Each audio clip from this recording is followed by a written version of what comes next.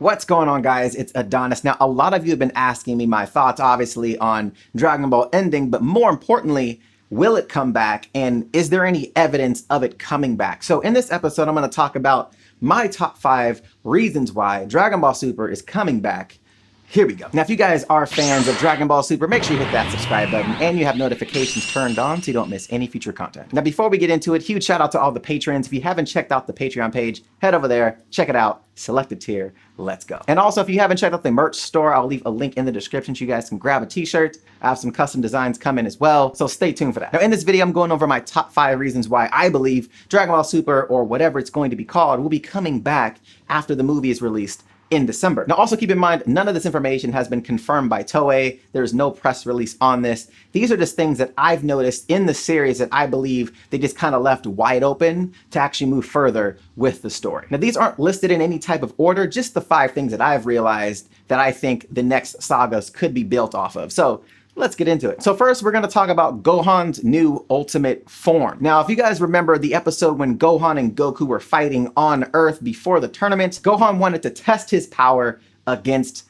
Goku. Now, in this, we see Gohan go into his ultimate form. Goku's in Super Saiyan 2, and then Goku asks him, are you not going to go Super Saiyan? And then Gohan states that he is not, and his goal is to obtain a new ultimate form that nobody's ever seen. Now, up to this point in the Tournament of Power, we know that Gohan is gone. Gohan got eliminated last episode, so we know that he has not obtained this new form in the series thus far. So that leaves this completely wide open for a new series, something that Gohan can be focused on as far as getting a new level of power. And since Goku with Ultra Instinct and Vegeta's new unnamed form has just kind of surfaced, and the power gap between them has jumped so far between Gohan and those two characters, there's definitely room for Gohan to play catch up. Now, let me know what your guys' thoughts are on that. And do you think that there's going to be something tied in with some kind of Ultra Instinct for Gohan in this new ultimate form? Now, the next one is probably the most obvious, and that's the Planet Sadala arc. Now, this was first introduced in the Universe 6 tournament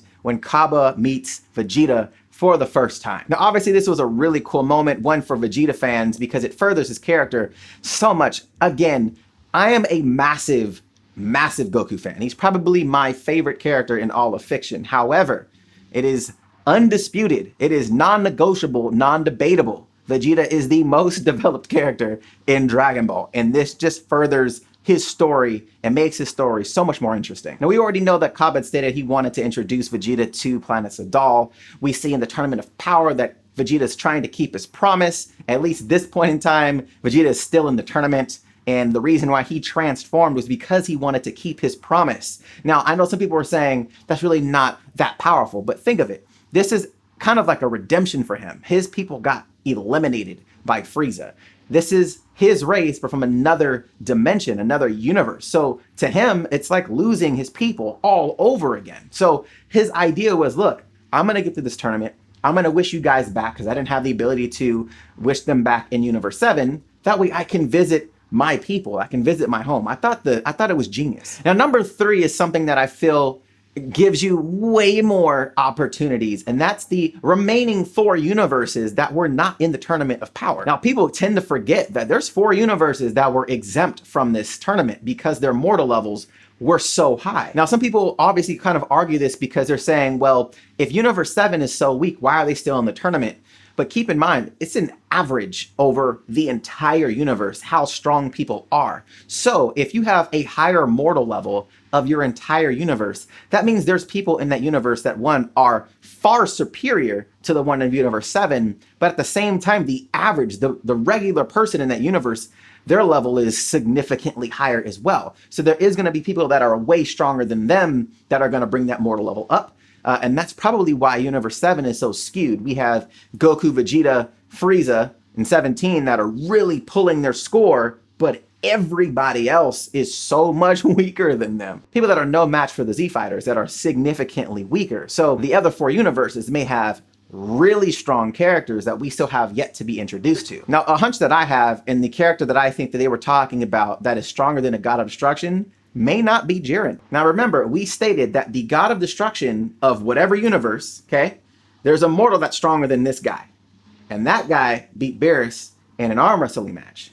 We know from the manga, the arm wrestling match was between Katella So right now, we don't know if that in the manga is what's canon, whatever in the anime is completely different. We're not sure. All I know is at the moment, it's just hearsay. It's just talking. So there could be somebody out there in these other universes that are way stronger, and we just haven't seen them yet. So, yeah, boy. Now, the next one is one of those characters that I feel like people hated in GT, but still love if they were gonna do it correctly, and that is Oob. Now we know in Dragon Ball Super episode 86, Oob was mentioned and talked about being the reincarnation of Majin Buu. And yes, we all know that if you're into Dragon Ball Z, if you're into the fandom, that is not new information. But what is the idea that we could see a series based around Goku training Oob. Now, what would be the purpose? Why would Goku need to train this kid to be strong when he's on God level already? Right? This is not him training some kid before GT. We're talking about a character that has achieved Ultra Instinct, that's on the level of some gods of destruction. Why is he training somebody on Majin Buu level, Kid Buu level? It just doesn't make sense.